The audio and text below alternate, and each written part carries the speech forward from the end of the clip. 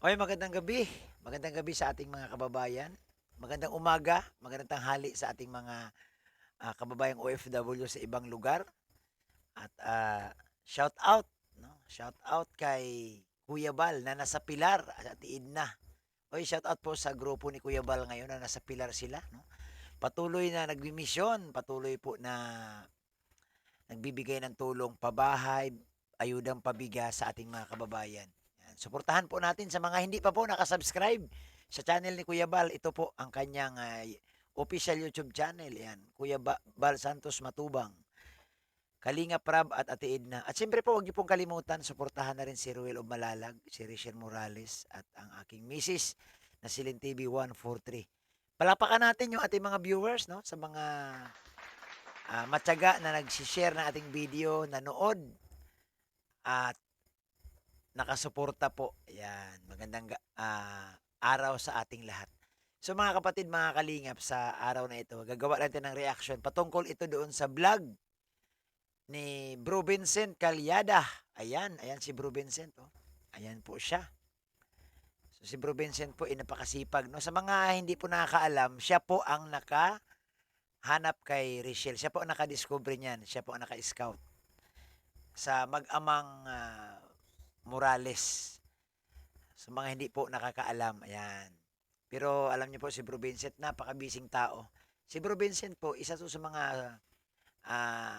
tumugon sa mga sa panawagan ni Kuya Bal na pag malaki na ang channel mo, tumikal ka na. Tumikal ka na. Oh, yan sabi ni Kuya Bal. Malaki na channel ay pag naka 100,000 subscribers ka na daw, eh tumikal ka na. So si Bro Vincent po, eh sa ngayon nagsusulo na siya, no? Ibig sabihin, hindi naman ibig sabihin nagsulo na umalis. Siya po ay nagsulo na naghahanap ng sarili niyang ma-scout at hindi na po siya nakadikit kay Kalinga Prab. Shout out po! So ngayon mga kapatid, gagawa tayo ng reaction ha. Oy, paalala ko pala ha, sa mga hindi pa po nakasubscribe kay Bro Vincent, napakabait niyan. Lagi ang naka-smile at palabati. I-subscribe niyo na po si Bro Vincent Calyada, no? At suportahan niyo po ang kanyang mga upload. So ito mga kalingap, mga kapatid.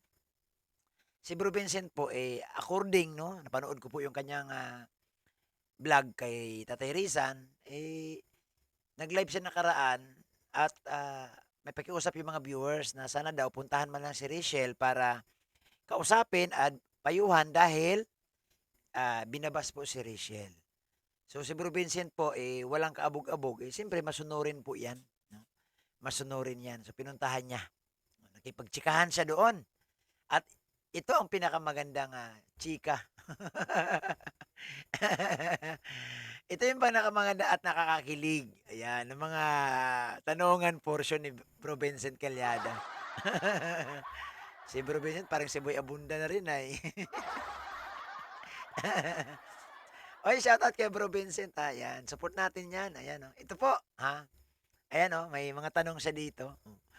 At ang tanong niya dito pakinggan na lang natin para marinig natin mabuti. At huwag niyo pong kalimutan ha, mag-comment kayo diyan after niyo mapanood ito. Mag-comment po kayo at huwag kalimutan mag-like. Yan, malaking bagay po 'yan. Ito po, panoorin na natin. Sa ngayon, Tay, may tanong ako, Tay. Kamusta na po si Roel and Rachel sa ngayon para sa iyo, Tay?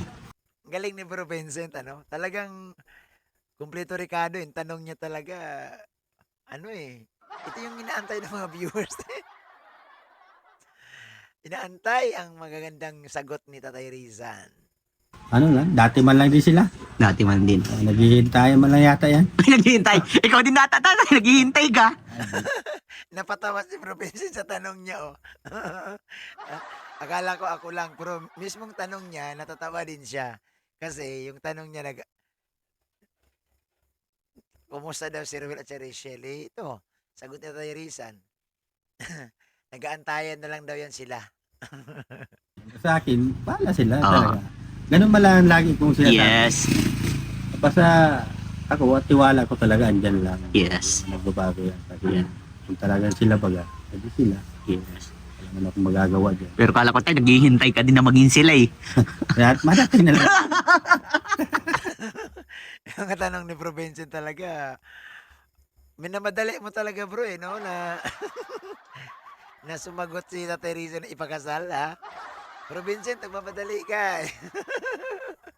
Kala ko ba, viewers lang, pati pa na, ikaw nagmamadali na rin. Talaga si tatay, butong-buto.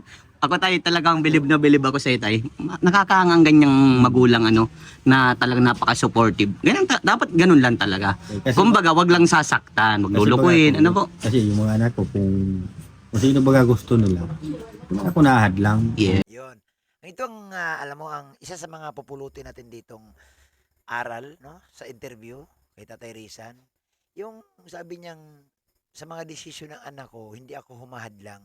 No? Nakasupport lang daw siya. Kaganda po, no? Unlike sa iba kasi na, tika lang, wag mo nang siya po, hindi, no? Siya, hindi siya humahadlang, nakasupport lang siya. Yes. Basta, payo ko lang lagi sa kanila, magtapos sila ng pag-aaral nila. Yes. Ito ang pinakamaganda rin sa lahat na payo, no? Yung magtapos, sarap pakinggan na makarinig ka ng ganito mula sa ama. Anyway, marami man talagang mga magulang din na ito talaga ang gusto mangyari na bago ang lahat, sana magtapos muna sila. No? Yung bang hangarin ng magulang at pangarap ng magulang na yung lahat ng anak makapagtapos at huwag masayang. No? Huwag masayang ang taon, oras, pera. Dapat talaga magtapos ng pag-aaral. Ayos, no? Ayos na ayos. Yun ang pinaka the best. Pagdating baga ng panahon, kagaya, kahit baga ganito na, may nagtutulong na, ay hindi naman habang buhay magandang Yeah. Yun. Ito ang madalas sinasabi. Yan. Galing ni Tatay Rizan. Yan. Palakpakan natin. Ito ang sinasabi. Ang ganda po ng kanyang sinabi. Hindi sa lahat ng pagkakataon, andyan ang tulong. Ulitin natin ha, yung kanyang binanggit. Ganito na, may nagtutulong na, ay hindi naman habang buhay magandang Yeah. Kasi, yung sa future man nila yung para yung pag-aaral nyo para sa kanila yung Yun. So, ang pinupunto ni Tatay Rizan na kahit na may tumutulong na, magtapos pa rin ng pag-aaral kasi ang pag-aaral for the future nga naman daw. Hindi ibig sabihin na pag may tumutulong na, di ba hindi natapos yung pag-aaral. At ang kagandahan niya, sabi niya, hindi po habang buhay may tumutulong. Oo. Lahat man talaga, kumbaga lahat yan, wala namang bagay na hindi natatapos. So, kaganda po nito na ang iiwan ni Tatay Rizan sa kanyang mga anak ay makapagtapos ng pag-aaral. Ito yung kayamanan, ika nga na hindi pwedeng mawala. Yung edukasyon, karunungan, hindi po yan nananakaw. Kahit saan ka magpunta. At lamang na lamang, angat na angat, kapag ikay nakapagtapos, kahit saan ka magpunta, kahit saan ka magpunta talaga, no, madali para sa iyo ang trabaho. Pag simpre, pag ikay kwalipikado. Napakaganda po ng sinabi ni Tatay Rizan, no? Napakaganda po talaga. sa pamilya sila. Yes. Lalo na doon sa lalaki ko. Sabi ko, mag-aral ka. Opo. Kasi sayang yung kutis mo. Hanggang buot-buot ka dyan sa initan. Opo. Tingnan mo si Papa mukha ko ngayon. Ito yung ayaw ni Tatay Rizan, masundan sa nung anak niya. Dahil noong una kong nakausap si Tatay Rizan, nung binisita namin ito ni Engineer Agol, na inutusan kami ni Kuya Bal, nagkagulatan silang dalawa ni Engineer Agol. Dahil dati pala silang magkasama sa isang hardware, no, sa malaking hardware dito sa Daet. Noong dumating nga kami doon, nagulat si Agol kasi first time niya makita, sabi niya, ikaw pala ang tatay ni Richelle. Sabi naman tayo Rizal, nagulat ka, ano? So sabi ko, magkakilala pala kayo. Sabi niya, oo bro, magkasama kami sa isang malaking hardware sa Daet. Alam mo, ang trabaho nila, tagababa ng simento mula sa truck. Kaya nga siya Tatay Rizal talaga sa ngayon, pilit niyang kinukumbinsi or pinapayo yung anak niya na tapusin ang pag-aaral kasi tulad nga daw sa kanya, talagang si Tatay Rizal po, dahil nga hindi rin siguro, hindi siya nakapagtapos, nauwi yung trabaho niya talaga sa initan. Oo. Kaya yung anak niya lalaki, talagang inaano niya na magtapos para naman may magandang trabaho.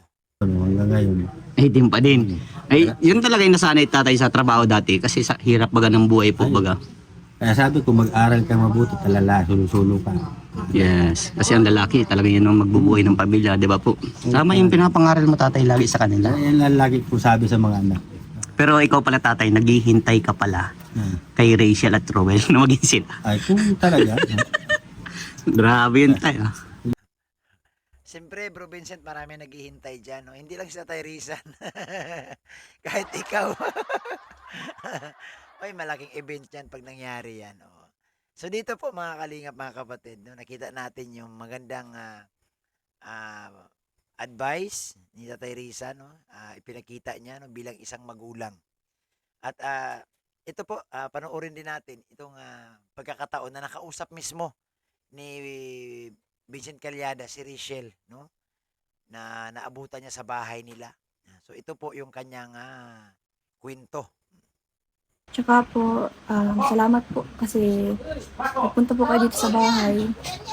Pinuntahan niyo pa po ako para kamustahin at bigyan po ng advice. Wow, no? So ito na yung pasasalamat ni Rachel kay Vincent Calyada. Tapos, thank you po talaga. Hindi ko po in-expect na pupunta po kayo ngayon. Oo. Siyempre, as a kuya mo nga, gaya ng sabi ko, pupuntahan kita kasi kailangan mo ako. As a kuya ba, siyempre kailangan payuhan mo yung mga nakakababata mong kapatid, mga ganyan, tulad mo. Eh, yun nga, naawa ko sa iyo kasi nga nababash ka kung ano-ano mga pinagsasabi sa iyo. Pero tama yun na hindi mo nakakalimutan yung sinabi ko sa iyo, na kalimutan mo yung mga ganun pambabash. Hayaan mo lang hanggat sa wala kang ginagawang mali, wala kang tinatapakan tao. Tama yun, ano. At ayan, maraming nagre-request ng part 4. Kailan mo ba sila mabibigyan ng part 4? Bukas. Bukas. Bukas. So, ayan. Dito na lang tayo. Dito na lang. Saan nyo gusto? Surprise na lang. Chat-chat na lang tayo. Bahala na po. Sige. Para kasi maraming supporters ang Rochelle. Mga iba-ibang community na nag-ano talaga na magkaroon daw ng part 4. So, magre-ready na sila, ano. So, ayan, may tanong pa pala ako sa iyo. Ano yung na bago sa iyo since 2023 hanggang ngayon sa 2024 nang simula ko kayo ma-vlog? Yung bago kayo ma-vlog, Nabago po yung yung po namin, yung buhay po namin. Kumbaga po ay parang iba na po sa ngayon talaga. Yan, no? Totoo man talaga, no? Kasi nung hindi pa sila na-vlog ni Vincent Calyada, talagang hirap sila. So ngayon po, ang laki na ng pinagbago, no? Kakaiba na. At mismong si Rachel, inamin, no? Umamin siya na ang laki na po ng pagbabago ng buhay nila. Kaya sobra po ako nagpapasalamat sa Team Kalingap. Lalo na po sa inyo, Kuya Vincent. Tapos po sa inyo, kay Ate Shirley. Tapos syempre kay Kuya Rab, kay Ate Edna, kay Kuya Val. Sa buong Team Kalingap po, nagpapasalamat po akong sobra-sobra kasi hindi lang po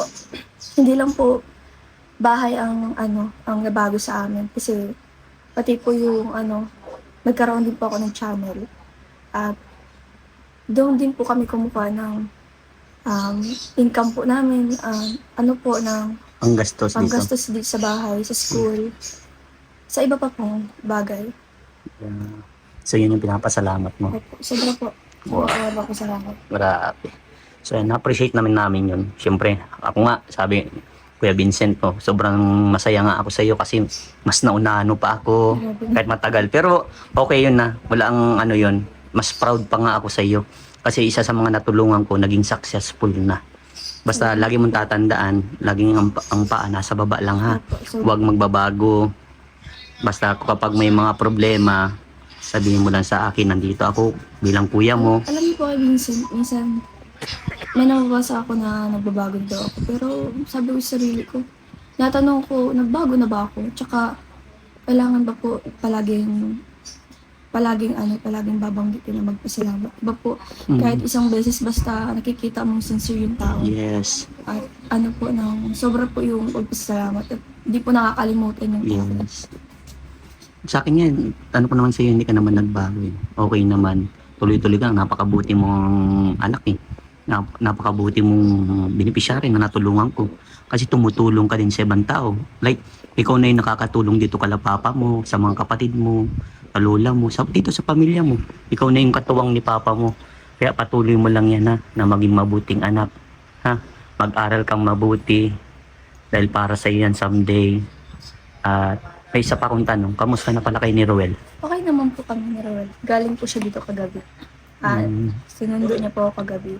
Yung mga nakaraan po kasi, masama po yung pakiramdam niya kaya hindi niya po ako nasusundo. Okay. So, ito pa. Alam mo ba si tatay mo? Kinilig ako. Bakit po? Kinilig ako kay tatay mo. Sabi ni papa mo na naghihintay lang din daw si tatay niyo sa inyong dalawa ni Ruel. Sabi ko, grabe naman si tatay. Ganun talaga din yung sagot. Pero alam bakit ganun? Si tatay kasi napaka-suportado sa inyo ni Ruel. Kaya ganun siya. So, sabi ko, depende na din yung sa inyong dalawa, di ba? Kaya, ang importante sa ngayon, mag-aral ka mabuti ha. Mag-ingat lagi, ano? Yung mga basher, hayaan mo yan. Normal yan sa social media. Kaya nga po. Ha? God bless sa'yo, Rachel. Ay, may allowance ka ba pala? Oo naman po, meron pa. Sige. God bless sa'yo ha. Bibigyan sana kitang allowance, may allowance ka pa pala. Ay, meron pa po. So yun po mga kalingap, mga kapatid, no? Napakaganda po yung pagdalaw ni Bro Vincent doon kay Rachel at nakapagkwentuhan sila. At yun nga, nakita natin dito na yung pagpapasalamat talaga, no? Pagpapasalamat ni Rachel kay Vincent. Hindi niya talaga nakakalimutan, no? Nang dahil po kay Vincent Calyada na bago ang kanilang pamumuhay. No? Ang laki na nabago at ah, nakakatuwa, no, si Bro Vincent na isa sa mga natulungan niya successful na talaga na vlogger, no, kagaya kay Rachel at trending ang kanyang yung channel at sila inaabangan talaga ng mga viewers at ang dami nagmamahal sa kanila. Isang ano na yan isang legacy na ni Vincent yan na mayroon siyang isang beneficiary na nagtagumpay, no? Hindi lang po sa larangan na napabahayan kundi nagiging vlogger na din, no? Natutong tumulong, natutong mag-vlog at siyempre makita mo talaga na sabi nga niya kanina, naunahan mo pa ako, no? Oo, naunahan. Pero sabi nga ni Vincent, nakakatuwa yung ganyan, no? Nakasuporta pa din siya at nagiging kuya siya ni Rachel, no? Kasi nga, wala namang kuya itong si Rachel. Kaya pasalamatan natin, no, si Vincent Calyada, no? Sana po suportahan natin ang kanyang YouTube channel sa mga hindi pa po naka-support, no? Sa ngayon po, kita nyo naman, nagsasuffer yung channel ni Vincent. Pero, babalik din yan, no? Sa mga ganitong tao na napakasipag na scouter, babalik at babalik yan. Normal lang po na minsan na mahina ang views. Ang kagandahan lang kay Bro Vincent, tuloy-tuloy ang kanyang pagbablog. So, maraming salamat sa lahat, sa mga nanood hanggang dulo at sa nagustuhan ng ating reaction. Please subscribe my YouTube channel. Ayan po, yung ating legit na channel, Bobby TV 143. At i-share, i-like yung ating mga video. Maraming salamat po sa inyong lahat. Sa kay Ruel, kay Rachel, sa Team Kalingap, sa Rochelle Community. Thank you so much po sa pagpanood sa ating mga vlog. Maraming salamat at isang magandang araw sa lahat. God bless po.